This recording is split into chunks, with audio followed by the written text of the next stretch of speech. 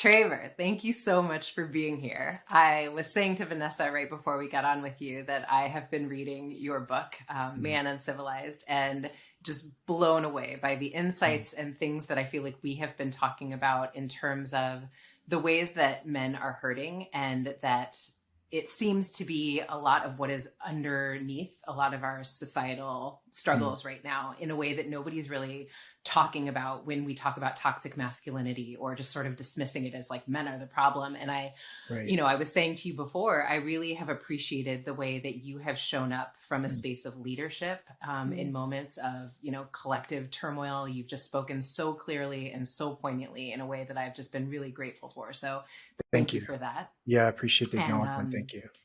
yeah, I feel like Vanessa and I would really just love for you to tell us a little bit about your story and how you came into the place of doing the work that you're doing now. Beautiful. Yeah. It feels cliche now in hindsight. But I think, you guys mentioned that you're both Jungian therapists. I think it was was it Jung who said there's no coming to consciousness without pain? Right. So if we go back about 8 years, I ran a CrossFit gym. I was married to the love of my life. We had a kid on the way. I had a great dog. I made good money. I got to go to work every day in a pair of board shorts and teach people how to get stronger and not wear a shirt. And this was the dream. I lived in Southern California, and I had checked all the boxes. Everything was exactly as it should have been. I had a master's degree in Chinese medicine. I was like, everything was happening. My writing career was just starting to take off, and it all fell away. My ex-wife had a miscarriage, which led very quickly to a divorce, which led to the next day my business partnership ending for separate, let's call them, reasons. And suddenly I was left with more pain and suffering than I could out drink, out smoke. I don't know what your language requirements are here, but out fuck, out run, out exercise. Like, Yeah. I realized that this was so much bigger than me that I was actually going to have to get sober to get through it. I was actually going to have to go to therapy to look at all the reasons why I was the consistent point in all of this turmoil and pain. I could be like, cool, she left, her fault. Business partnership fell apart, his fault. But I was like, there's one central character in this story, and that's me. And so it was my coming to consciousness. It was the awareness. I can take you guys back to sitting on my couch when my ex-wife drove away, and hearing this voice came out of nowhere. I'm not a Jesus person. I'm not a spiritual person per se, that said, hang on. If you do this right, everything that you want, everything that you've hoped, everything that you've like deeply, deeply, deeply desired out of your life can come to fruition. But if you don't, if you numb this, if you hide from this, if you run from this, if you don't dive in head first, you'll be back here in 5 years.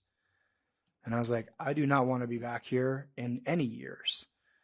So that day, I think it was actually the next day, I went to my first AA meeting.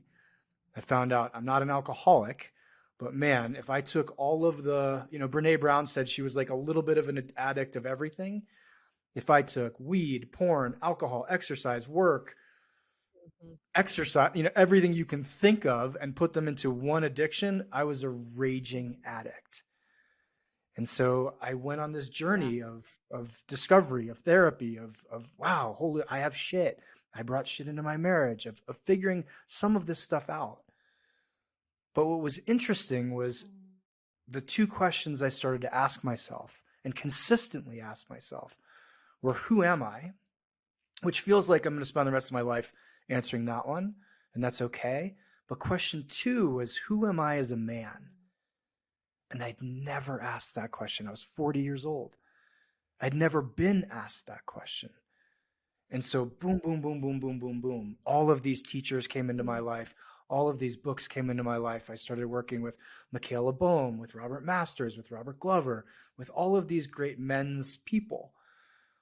And I went on this super long, eat, pray, love for dudes kind of journey. And at the end of it, ended up writing a book about divorce. And I published it, thought nothing would come of it, and nothing really did come of it for a couple months. But then here's what was unique. I started getting emails, because I put my email in the book, from men. And these guys were like, hey, this is weird. Like, I'm going through a divorce. I'm drinking 10 times more than I was 8 weeks ago. You got sober. How did that happen? Hey, my buddy's going through a divorce. He's now coked up and banging his secretary. You seem to be doing great. How did that happen? And it was in a unique time because I'd sold my business and had income coming from it. So any single guy who emailed me or DM'd me or whatever, I wrote back, let's get on the phone.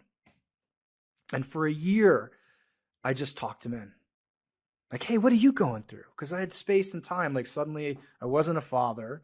I wasn't a husband. I wasn't a business owner. So I had time and space. And I listened to men for a full year of my life. And what I found was the through line was there was this epidemic of suffering that no one was talking about. No one would really even acknowledge. And so I just started talking about it and saying, hey, and I talked about it, I'm an ex-cage fighter. I talked about it in like cage fighting terms. It's like, you know what? It feels like you might have just gotten hit in the face, doesn't it? And guys would be like, yeah, you're speaking my language. I'm like, cool. Here's what you do when you get hit in the face.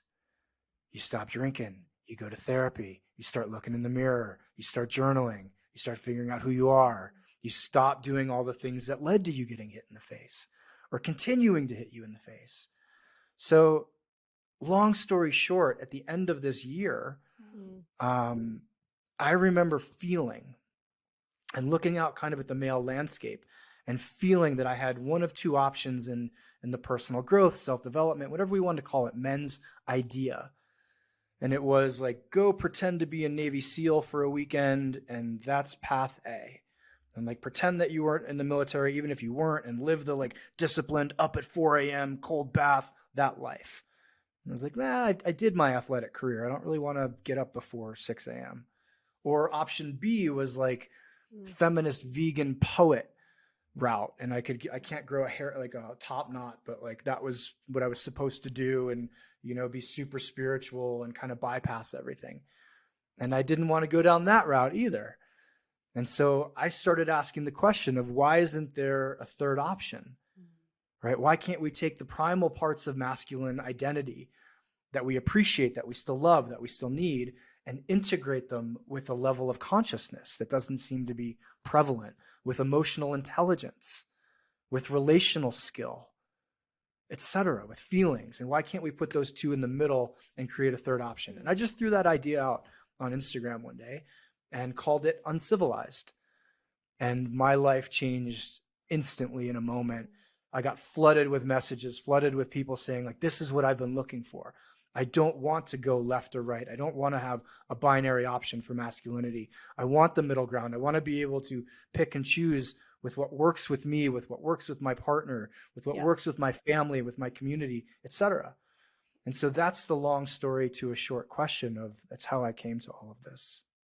So I want to actually have you dive into that a little bit more, because one of the things that I read, I think it was on your website, is this idea of combining the divine masculine with the primal masculine. And so you just kind of alluded to that, but I would love if you could speak more about, I guess, like what you mean by those concepts, kind of what you've come to understand about those concepts, especially through coaching. Like, where have you actually seen that like play out in real life, right? Yeah, for sure. This came about, I was living in Brooklyn at the time, and I decided to throw a men's meeting and just like random, let's see what happened. I lived in this great building, and I did all the marketing, all the things, Eventbrite, flyers, yada, yada, yada. And like walk into this little conference room, and there's one dude there, one guy. And I was like, okay, this is awesome. And I just spit, like I like put my preacher hat on, and it was like, the divine masculine does this, the blah, blah, blah, blah, blah, blah, blah. And at like the 45-minute mark, I think I took my first breath, and he stopped me and he goes, hey man, I've just followed you since your fitness days. Like, I just want to lose 15 pounds. So I came to this meeting, and I was like, oh, this is awesome. Tell me about your life, right? This is so good. I'm so glad I came here. And long story short, he was a cop and would go every morning to McDonald's to get his coffee. And so I was like, here's the deal. I'm going to solve your problem in 5 seconds. Don't go to McDonald's ever again. And we ended up talking more. He's like, what, they have the best coffee, blah, blah, blah. So long story short, I go upstairs and I'm starting to hang out with my roommate at the time. And he and I then spent this evening having a very in-depth conversation about business struggle, business success, relationships with our dads, some things that had happened with him with a high school girlfriend that left an indelible mark on him. Like, we actually had an intimate conversation. Went to bed at about 5 a.m. He woke me up. Was like, we're going to go work out. So we're about to go downstairs and hit the gym. And he goes, hey, when was the last time you ate McDonald's? And I was like, I don't eat that shit. That's civilian food. Pulls his phone out, starts filming me. He's like, tell me more about this idea of uncivilized. I said, take a look at this apartment. There's no drugs in here. There's no alcohol in here. There's no TV in here. We spent the evening having like a real, honest to God, wow, that's real conversation. And now we're about to go downstairs and literally get as primally savage as we can and fuck some shit up in the weight room. That combination was what lit this whole idea up for me. And so now when I talk to men, to be specific to your question, Vanessa, I get men who are usually one of the archetypes, the primal masculine archetype or the divine masculine archetype is collapsed or has never been developed. And the other one is oftentimes deeply in the shadow. So what this means is I'll get guys who is, let's say we get the guy who's like fully primal, right? This is a guy who's out there kicking ass in the world. He probably makes money. He's working out. He's driven. He's got a purpose. He's got a passion. But he's like, this area of his body is collapsed. And I'm touching my heart. Yeah. He's got no sense of emotion. He's got no sense of emotional intelligence. He's not connected to anything higher than himself. He's not connected to relationship. Right? He's often demonized as the feminine because the feminine is weak. The feminine is what's going to make him, if he gets in touch with his feelings, where's he going to get his fucking drive from? Right? All of that. Mm-hmm. So he's got that aspect. And this is a guy who will take to a workshop and say like, well, how are you? How are you really? I'm fine. Right? It's classic, I'm fine, is male for like, I'm so fucked up, I don't even know what to say right now. And so we'll like, cool, you're fine, and what else? And then we get the, like, I'm terrified. My dad's dying. I don't know what to say to him. My ex-wife is doing this. My kids, my kids are sick, something. And you find out like, oh, you are so full of trapped expression and trapped feelings that they're literally killing you. You have to drink every night. You have to smoke pot. You have to jerk off 6 times to the internet. You have to have all of this life that's numbing and dissociated in order to not feel what you don't think you're allowed to feel. So that's the primal guy. And that's usually, I'm 47. That's usually guys like 35 and up who grew up with like the 1950s Marlboro Man as a father or grandfather archetype. Then we go to the other side, which is the guy who's so in touch with his feelings, right? Who's so connected, but he's living in his parents' basement. He doesn't really want to do anything with himself. He's really out of shape to the point of being sick or to the point of being disempowered in his body, right? He's not interested in relationships, even though he's surrounded by women all day. This is your nice guy. This is the guy who like, I don't really know. I just want to kind of like play video games, smoke dope, and like get on with life. Right? He has no drive. He has no purpose. He has no power. He doesn't realize his power in the world because he's only witnessed or viewed or grew up with the idea that power is just corruption, that power is evil, that masculinity is toxic. Right? So those are the two ends of the spectrum. And we get that guy. We'll bring him to a workshop and be like, here's the deal, man. You're going to wrestle with some people. We're going to take you out in the woods and we're going to leave you there for 2 hours. We're not going to leave you there overnight. But like, you're going to have to get in touch with nature. You're going to have to touch and realize that friction in life or with another man is actually okay. It's actually fucking beautiful. Right? And he will go through the same transformation You'll watch, it's so crazy to watch. This guy will walk in, shoulders down, head down, belly sticking out, kind of like nervous and apprehensive about life. And he'll walk out of a workshop 5 days later, chin up, chest open, shoulders down, and saying like, wow, I had no idea what it was like to be physical. I actually do want to write the book. I do want to get out and start being a productive member of society or a productive member of his own world or of his family. Does that make sense, the difference between the two? Yes, absolutely. I think from a Jungian perspective, I feel like what you're speaking to is what Vanessa and I have sort of, I don't know, viewed as a society of uninitiated men. For sure. And, in the book, you sort of talk about the Marlboro man versus the sensitive new age guy, which is, I think, what you're speaking to. Mm-hmm. And from my perspective, what is missing from either of those archetypes is a sense of capital S self, like that I know myself well, that I've been through the fire and come out on the other side with an understanding of who I am as a man. Right. And Traver, what I experience so often in couples, and Vanessa and I have certainly spoken to and experienced for ourselves, is just this idea that there's a lot of times like really good men looking to, if we're speaking heteronormatively, to their partners for leadership a lot of times in a way that makes women feel really unsafe with them. And I can do this, I can sort of take over and really handle the situation, but I will resent the hell out of my man for it, right? Sure, and I feel like so often when I'm working with couples, it's like the man is like, what does she want from me? I'm trying, I'm like tap dancing, I'm like running through hoops. And I'm wondering if you can speak a little bit to that dynamic, because I feel like you said something in the book where like you were talking about single men, but I think this is so true of couples as well, where the needier you are as a man, the more you don't have your own life, your own sense of self, and you will repel women. And oh my gosh, is this like what I see constantly. Even within relationship, right? Yeah. For sure. Absolutely. For sure. I think a lot of times, especially within relationships, because it can be like a really easy place to hide out in that dynamic, For sure. For sure. Yeah. So I get a lot of these nice guys. They come into my world, probably more so than anybody else, especially because of the demographic that they're usually 35 and under. So they're coming now in droves. And think about these guys. Who have they grown up with? And who has been the major influence on them? Primarily, it's female teachers. It is a mom who's dominant. The father is either not in the home or is in the home but is emotionally absent. Right? That was my case. And so these guys have learned at a very, very deep level that the feminine archetype, whoever that may be, the mother, the spouse, the girlfriend, she's the leader. She's in charge. And if she's happy, everything's okay.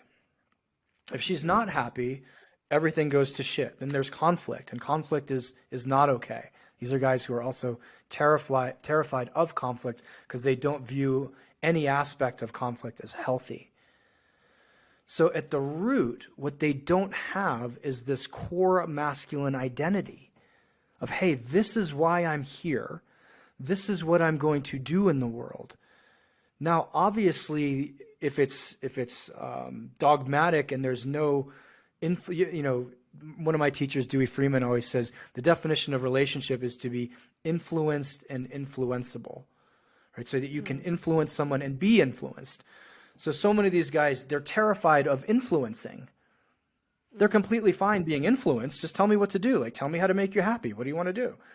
Right? But they've lost this sense of, this is who I am. This is what I want to bring to the world. This is what I want to bring to my relationship. I did a talk 2 or 3 years ago, and I was like, men, these are the 3 questions you need to ask in relationship. Number 1, why are you there? Why are you in this relationship? What do you want from it? Like, what are you actually doing here? Or is it just the default, like, I don't know, she was pretty and I get to have sex now, so this is cool. This is why I'm here. That's a lot of guys sort of stop there. Or like society, I'm 30 and, I should probably do this and whatever. So I'm in it. But like, why are you in this relationship? Number 2, what do you bring to this relationship? Like, not how do you make her happy?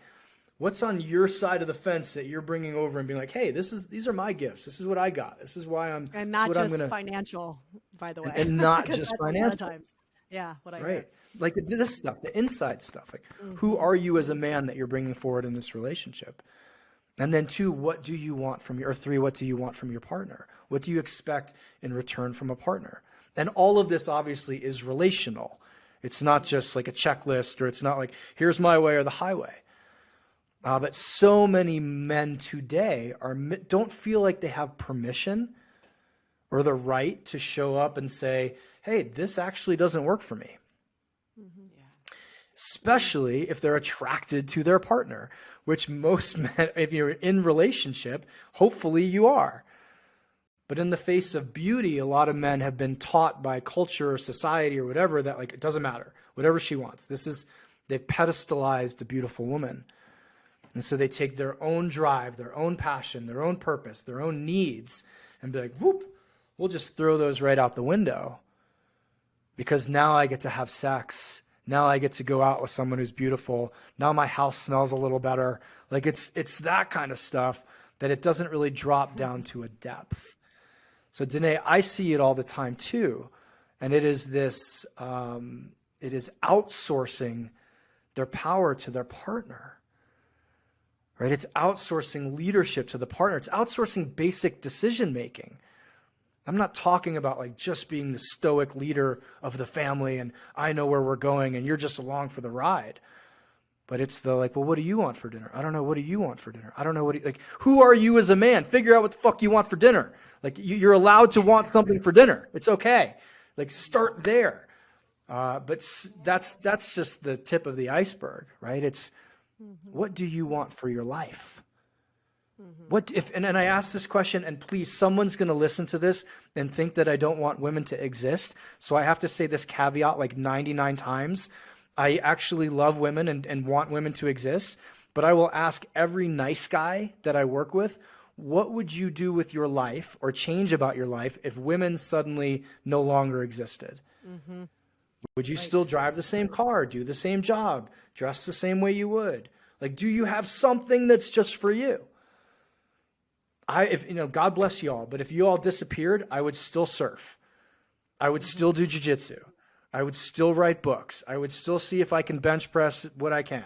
I would still take my dog for walks. I would still go hiking, right? I would still, all of this. It's who I am. And so I brought that to my relationship. I remember sitting down with Katie early on and be like, hey, here's who I am. Here's what I'm going to do. Here's the movement I've started. And it wasn't just like, here's my job. Here's what I do for work. I was like, I really want to get a black belt in jiu-jitsu. This is really interesting to me, right? I really want to do these things.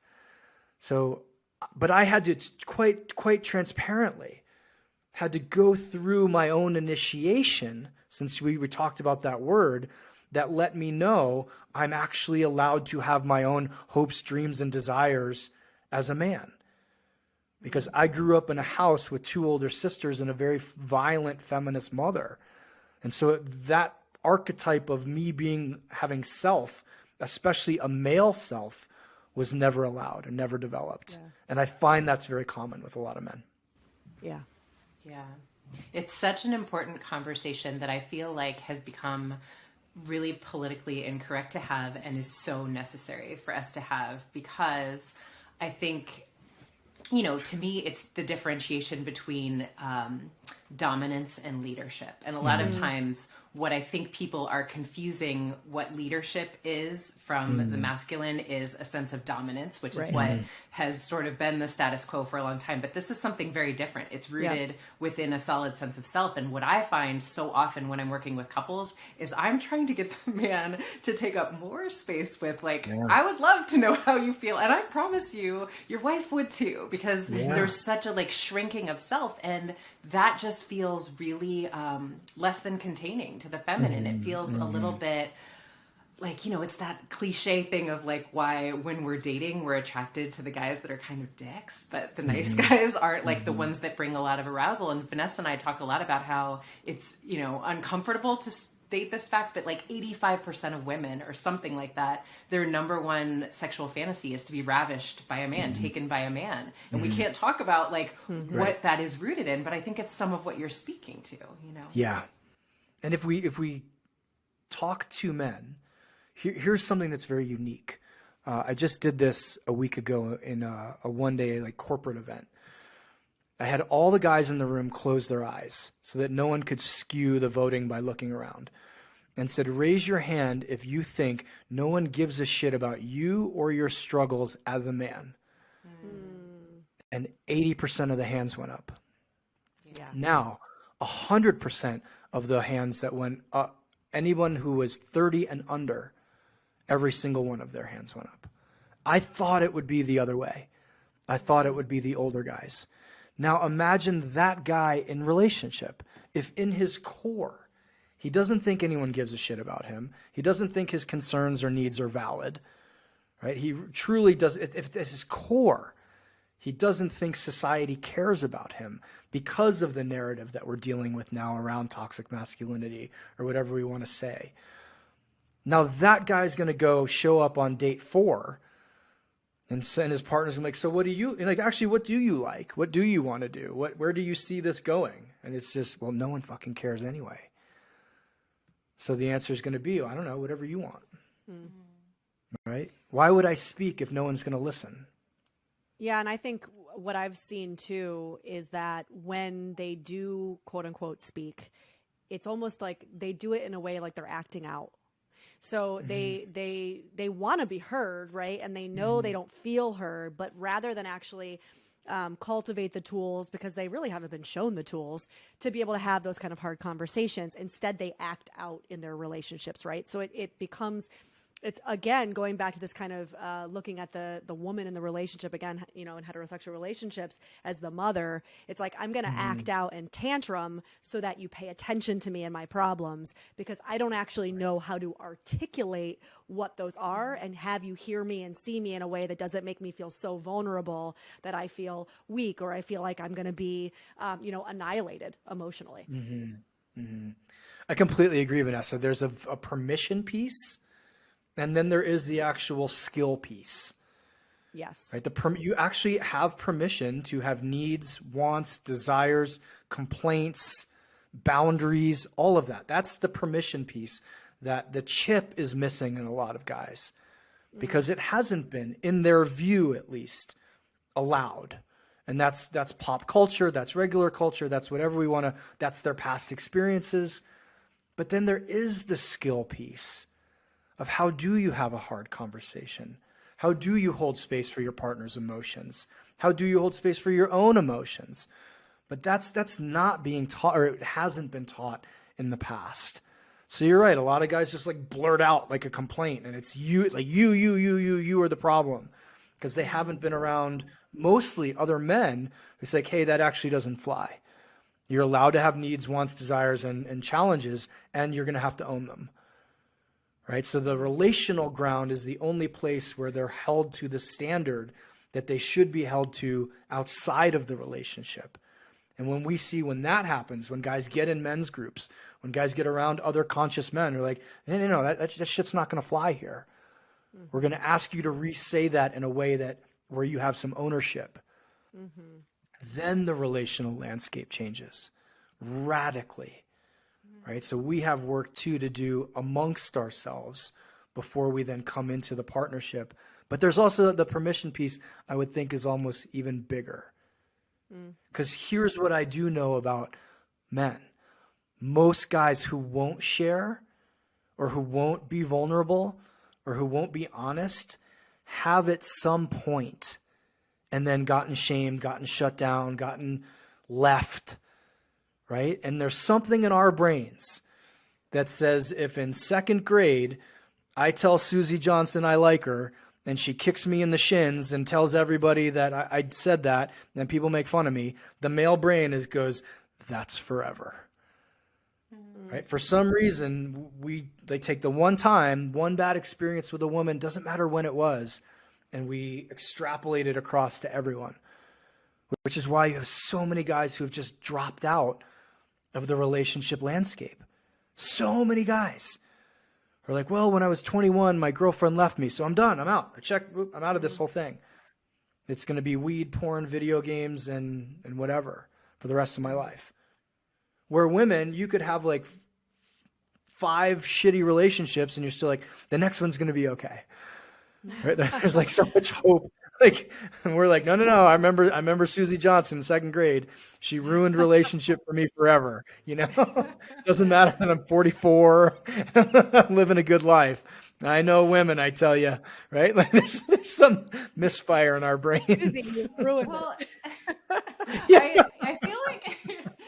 I feel like you're the first man or first person that I've heard speak to that, Traver. And I think that's real, that men will continue to be in relationships with women, I find, and they will not love with the fully open heart that they did. And I'm curious to hear your thoughts on a little bit what that's about, because yeah, it does feel like it's a little bit of the difference. Like once my heart has really been stomped on, I sort of stay in that protective mode, it feels like.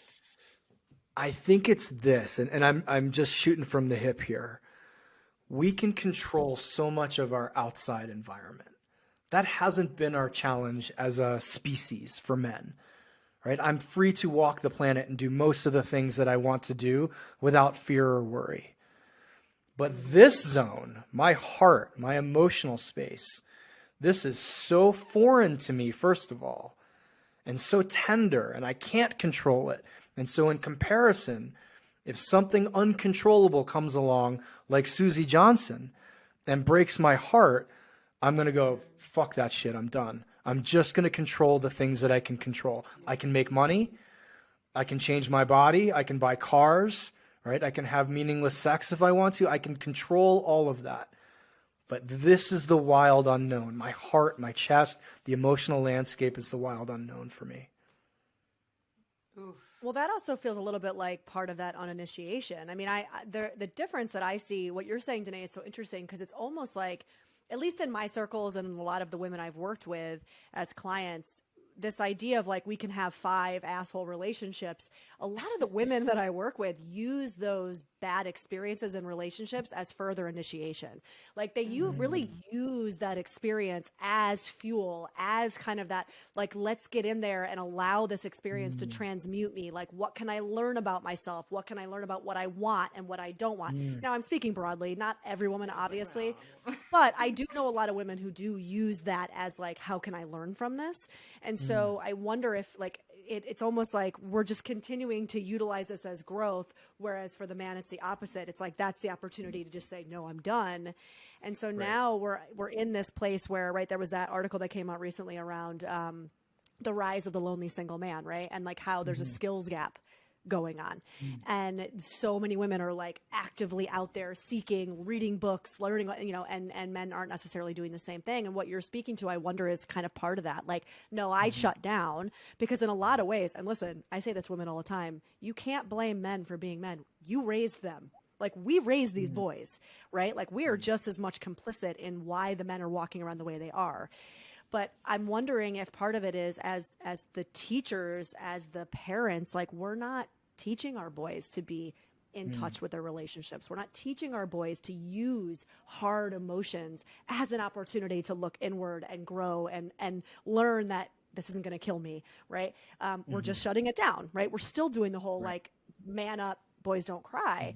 And we're not doing that to girls. So girls are looking at these experiences as like, okay, let's grow. And boys are going, no way, this means I'm going to die. I'm going to shut it down. Yeah. Yeah, Vanessa, the feedback I got from my first book, which was all about how do you use the pain of a breakup or a divorce to fuel your life. Men said like, this was revelatory. Yeah. Like, hey man, I've never heard this before. I was like, trust me, I'm not the first person to say this, but it just hadn't penetrated the male consciousness yet. So I think you're right in a lot of regards. It was, this is just happening to me and there's nothing I can do about it. It's out of my control. It also feeds into a lot of my gaps and holes.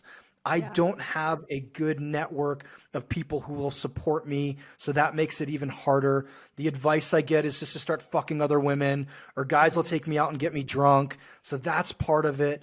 I also just don't know how to I don't understand emotion. So there's a part of my male brain that actually thinks this heartbreak may kill me, because I haven't lived through it enough times to be like, okay, here's part of the archetypal pattern. It's going to suck. It's going to feel like it's never going to end. It'll last 5 times longer than you think it will. And then one day, oh my God, you will come out of it. But we don't have that like in our DNA. So it's still this foreign place for us.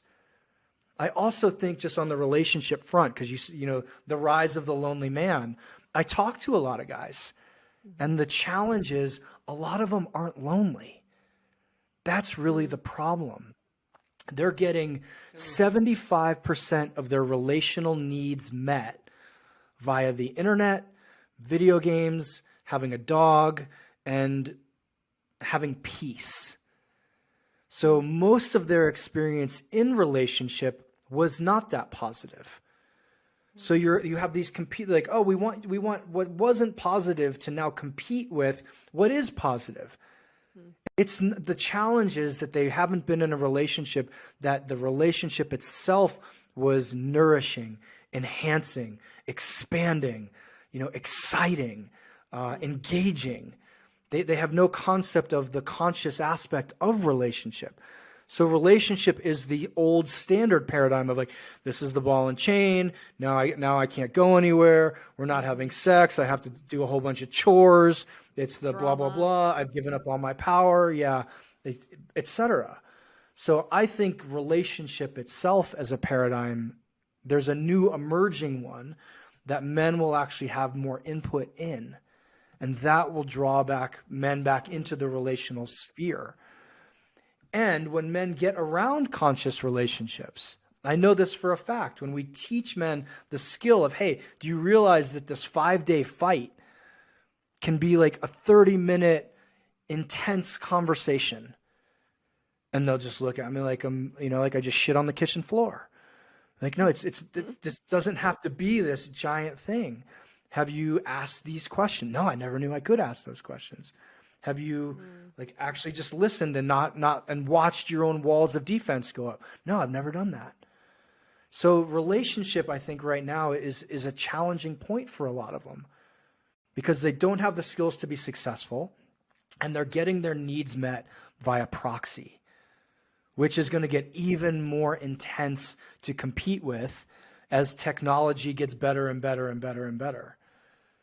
Right? And I think that's what terrifies me as someone who works with a lot of men, is how many guys are like, but I have, video games and Tinder, so I can get my sexual needs met when I want. No one bugs me. I get to hang out with the boys and do what I want, and I make money. Like, what else you got for me, bro? I'm like, yeah, but what about connection? What about like love? What about, like family? We're like, that's complicated and it's hard and it didn't work out that one time in 2nd grade. And so, you know what? Fuck it. This is the way I'm going. And that is a lot of it. But then, and they also like, cause I have talked to a lot of guys. I'm like, are you lonely? I'm like, you know what? Not really. But that's oftentimes like I view it this way. Like, you ever been so hungry you don't know you're hungry? And then like walk into a restaurant and like... Not Vanessa. Some of us. Yes, not Vanessa. That's never been Vanessa's experience. Let me see if I can use a different example. No, this angry one is like, what are you even speaking of, Traver? Like, no. You people kill me with your I don't even know I'm hungry. She becomes hysterical. She's a little bit hungry. Maybe that wasn't the best example. In theory, some people may be so hungry they don't realize they're hungry, get around food. That's what I find with these guys. When they do actually get around connection, they realize, oh, I'm starving for this. But if you ask them on a daily basis, like, no, I'm good, man. I'm good. Mm-hmm. Oh my God. So smart. And there's so many layers to what you're saying that I'm having sort of like these light bulb moments of like firing, like I'm understanding things, because I feel like what I've been speaking to, and Vanessa and I have had a couple episodes where we've talked about this, is how much we have seen women sort of being like, you know what, I'm good. Like, I feel like I'm either going to like open up my apps to dating women, or like, I just feel like this is just not working. And I'm just like, I'm kind of over it. Right. And I have for a while now, and I think some of this is I have a 5-year-old son, and which really shifted my perspective on like, I need to care about how men feel, really. And I think that not only are men conditioned to not feel feelings by our society, but we as women are really conditioned that like being a good feminist means like we don't care and men need to figure it out. And that, you know, once I had a child, I sort of realized like, I got to soften this and I got to figure out how to be in relationship with men in a different way. But that being said, I feel like it's been attempting to understand and cultivate more relationships with men. But I feel like there's something in what you're saying a lot of times, like that we're all so numb. We're all so just like, I don't even know what something fulfilling feels like anymore. And maybe I'm just kind of used to this. And so I've sort of gotten a little bit shut off from the need. You know what I mean? Yeah, for sure. It's kind of making me sad. I think we all do it. I think that's what you're saying today, right? It's like we're almost seeing it on both sides, like both sides. And you know, I mean, listen, there's positives and negatives to where we're going technologically, but I think that is part of the negative of social media is that, you know, I read something recently, I can't remember where I saw it, but it was like essentially, you know, you lay down on the couch at the end of the night, your morning and evening kind of bookend of scrolling through social media, and you're getting your quote unquote like connection, your social connection, what you think is a social connection, right? I'm using air quotes for those listening. And that's not what that is. Like your brain there's part of you that feels like, oh, I'm getting that filled up, but your soul is saying, no, that's not what that is. Right. And so you don't even realize you're just numbing out thinking that you're filling your cup and you're not. Yeah. So Traver, let me ask this, because I feel like the majority of our listeners are women. Okay. As women, how do we show up? Like, what do you see from the perspective of maybe what women are missing or what women could do to support our brothers in a way that maybe we aren't? Like, could you give us a little bit of your 2 cents on that? Yeah, it's a beautiful question, first of all. So thank you just for asking it. I think what's happening now, this is what I've seen, is that there is simply a recognition of male suffering. And that's recent. That I think the old perpetrator-victim dynamic was so strong, you know, a couple of years ago, especially when I wrote the book, that it was, you're on the perpetrator side, so we really don't care if you're suffering. And that was just glomming or lumping all men into the same group. And now there's been this trickle out of information of, wow, that domestic violence rates aren't exactly 99% to 1%, or that men die significantly earlier at every age, that 10 out of the top 10 most dangerous jobs in the world occupied by men. Addiction rates, suicide rates, depression rates. We can take I say this kind of flippantly, but not. We can take every statistic that doesn't have to do with breasts and ovaries. Anyone that's negative, men are at the top of it. And suddenly that's starting to penetrate the culture, right? There's Instagram pages dedicated to this. There's the holistic psychologist did a whole big report on men's work. Sarit Chawla just put out a whole bunch of information on men's work, on where we are and the reality of where we are.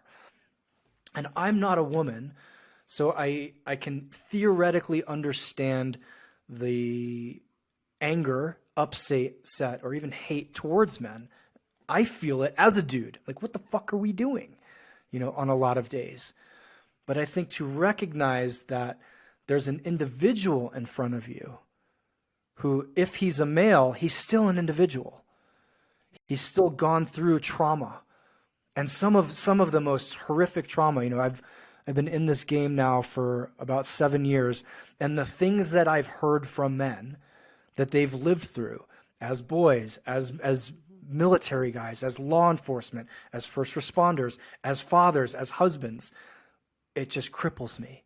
Like I'll be like, thank you for telling me that. You know, I know we're in a workshop. I'll go outside and just sob. Like, I cannot believe that happened to you, and you're still standing here. And like, well, what were the? I just got chills. Like, what were the resources provided to you to help you navigate that? You know, oh, I was told to man the fuck up. Yeah. Or I got put in the Marine Corps so I wouldn't go to jail. Like, okay, cool. So more trauma. That's great. That's so a long story to wrap it up rather is I think as women recognize that the human in front of you has a past. The human in front of you may have had more trauma than you can shake your fist at, more trauma than you can understand. And that doesn't mean that he's not responsible for his own actions, his own karma, his own life. But he's fucking human. And I think when we start to get there, then we actually will solve the problem. When we have the boogeyman of toxic masculinity and anything and everything under the sun is just like, oh, sweet, it's toxic masculinity, cool, we can all sleep at night now. We're not getting to the root of the issue. And the root of the issue is human. Right? And it is, Danae, it is people like you. It is mothers. It is daughters, it is sisters, it is wives who, for the first 5 years of my career, would reach out to me and say, I can't say this publicly because I'll get annihilated by other women. But my son is hurting. Mm-hmm. My dad's hurting. My husband's hurting. And I don't know, he needs help. But I can't even say that he's hurting because they'll say like, well, fuck him, good. He deserves it. He's one of them. He's on the perpetrator side. And so simply asking the question, I think, is a beautiful start. And then recognizing two things. One, this man most likely has been traumatized. And two, he's not a woman. So he's not going to deal with things in the same way that you are. He doesn't have the same innate skill and understanding of emotion. Right? I don't think the same way. We don't act the same way. We're different, and that's okay that we're different. I said to my partner early on, like, this relationship will be successful if you let me be a man. It will not if you want a 190-pound bald female as your partner. Like, it ain't going to work because that's not me. Right?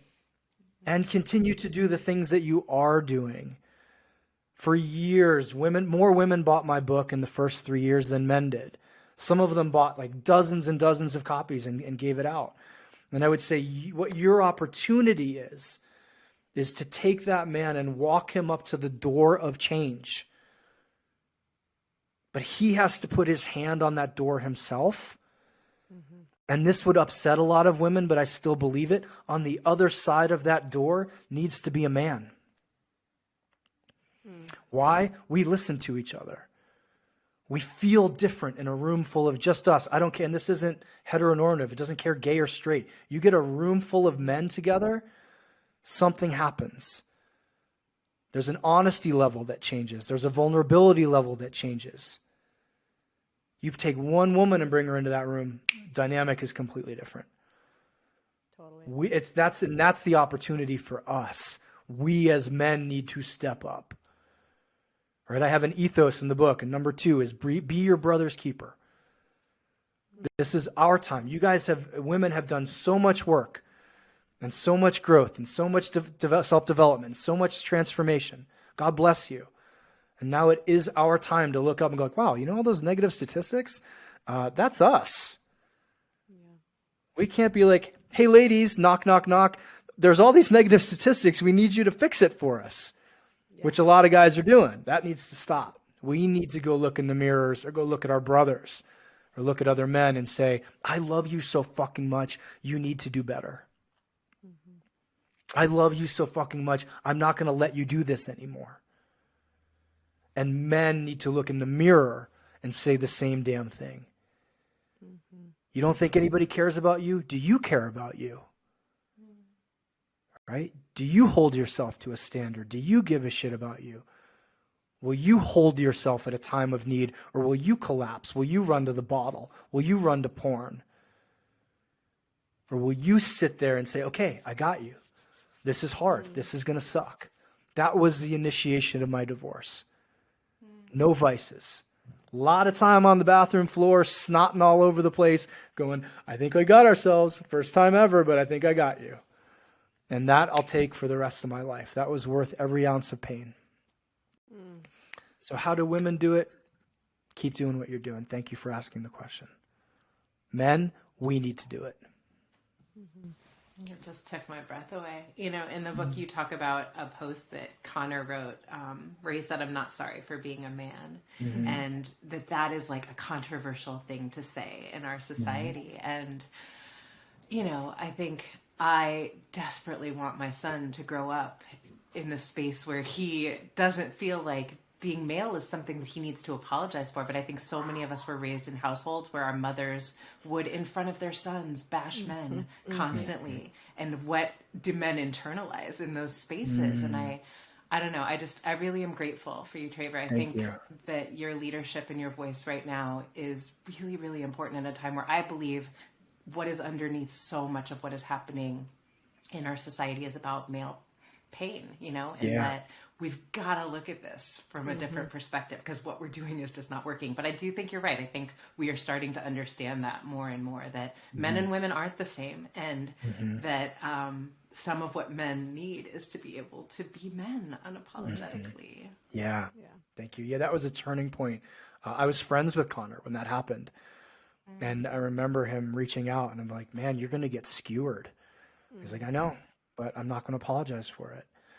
And we've shifted it to, we end every workshop with every man getting in a circle. And one of the guys from a couple workshops prior has made a flint knife out of stone. And so we have each man hold it and say out loud, "It's good to be a man." And then say a prayer for the next man who will hold the knife in front of him in the line or in the circle. And then the man who will hold it in his place at the next workshop. And I feel like that is the intentionality that men need to bring, of like, hey, it is actually, you know what? It's not only not bad and I'm not going to apologize. It's good to be a man. It's good to be a good man. Now, let me say a blessing for the man next to me and the man who will come months from now. We do that as a group. We get every dude on the planet on like a Zoom call. And like, here's the deal. Say, it's good to be a man. Bless the guy in the little thumbnail next to you, and bless the guy who's going to be on the next Zoom call. And what do you know? I think 90% of the world's ills will fall away. But I'm an optimist. We need it. Love it. All right, Traver. Well, we have our lightning round of questions that we have for all of our guests, if we can ask you. So our first question is, who have been your greatest teachers, mentors, people that have inspired you along your path up to this point? Bruce Lee, first and foremost. I actually got to interview his daughter. As well. That's so funny. Yeah, he's a phenomenal dude. And you know, Michaela Boehm, do you know Michaela? She has been, I went to and worked with her early on in my journey and have become friends with her since. And she's a massive influence. Carolyn Mace, if you know Carolyn Mace's work. Yes. Yeah, I read a book of hers at 22. And it made no sense. And I was like, this is a bunch of hippy-dippy shit. But it stayed with me and stayed with me and stayed with me. Robert Masters is another. And I know it's so cliche, but every man that I've worked with, and every one of those guys who let me call them in 2016 when I was like, hey, let's just get on the phone. And to this day, I'm inspired by guys who reach out and like, hey, there's this thing I want to do, but I'm not sure I'm allowed to do it. And it's just, my heart is just like, okay, yeah, go run with that idea. It's a good idea. Go with that. So that's my list. I love it. So this idea, or what we understand as flow, right? So this thing that you could just drop into and be consumed with for hours and not even realize time has gone by. What is that for you? Surfing, JiuJitsu, or writing. Yeah. I lose all time in any of those three. If you get me in the ocean, if I could become like a merman, I don't know if this is possible, but like that's my retirement idea, is that I'm just going to like dive in the ocean and live there forever. But also writing. I am obsessed with writing and can do it for days on end. I love it. And what breaks your heart, Traver? Injustice. Just clear up injustice, like bullying, like people suffering. I used to have an issue. I went to therapists about this, you two, that I couldn't sit in a restaurant if someone else was eating alone. It would fuck me up. right? I'd be like 30 years old and start crying. I remember being on dates and people are like, are you okay? And I'm like, I can't, we got to leave. Like, why do we have to leave? I'm like, see that dude over there sitting by himself? Like, but yeah, he seems fine. He's happy. He's eating his food. I'm like, I just can't do it. I just can't do it. So I'm like, this introvert's like, please don't cry for me. I'm enjoying my I'm like, oh no, I'm enjoying my solitude. Thank you. Yeah, I think the whole human experience breaks my heart. It doesn't feel like it needs to be this hard. It doesn't need, like, there's so much suffering that I feel like is unnecessary. And some days that just knocks me over. Amen. I can't actually I have a hard time sitting at the bar. I bartended for a very, very long time, and I have a hard time sitting at the bar when people are rude to the bartender. I like feel it in my body, and I have a hard time sitting there because somebody's always rude, and I just sit there and I internalize it, and I just want to like throw a drink in someone's face, you know? So I get that, like, I gotta leave. I can't handle this. Oh, I feel it. Okay, last one's a doozy. What's your favorite food? I don't do well with gluten, and I haven't since I was a kid, so it's not a fad. So I'm going to go with gluten-free meat lasagna and Swedish fish. People all over the world will know about this. I'll go places and show up for workshops or talks, and people will bring me bags of Swedish fish. So somewhere between lasagna and Swedish fish is my happy place. Wow. That's a happy place. Thank you. Beautiful. Traver, thank you so much for doing this. I really appreciate you and the way that you're showing up. I know I've said that a couple times now, but truly I do. And your book, Man Uncivilized, is going to be at the top of my recommendation list now. So thank you for writing it. Thank you for just being here and sharing some of this wisdom. I really appreciate you. Thank you both. I truly appreciate you too as well. Yeah, let us know really quick before we let you go, where can our people find you? So we got your book covered, but where else can they connect with you?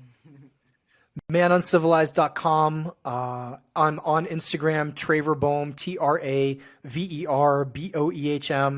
I have the Uncivilized podcast, and those are probably the main three. I spend most of my time on Instagram, but I'm trying to spend less time on social media like everybody.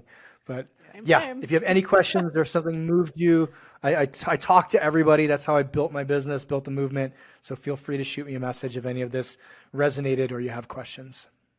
Awesome. Thank you so much, Traver. Thank you.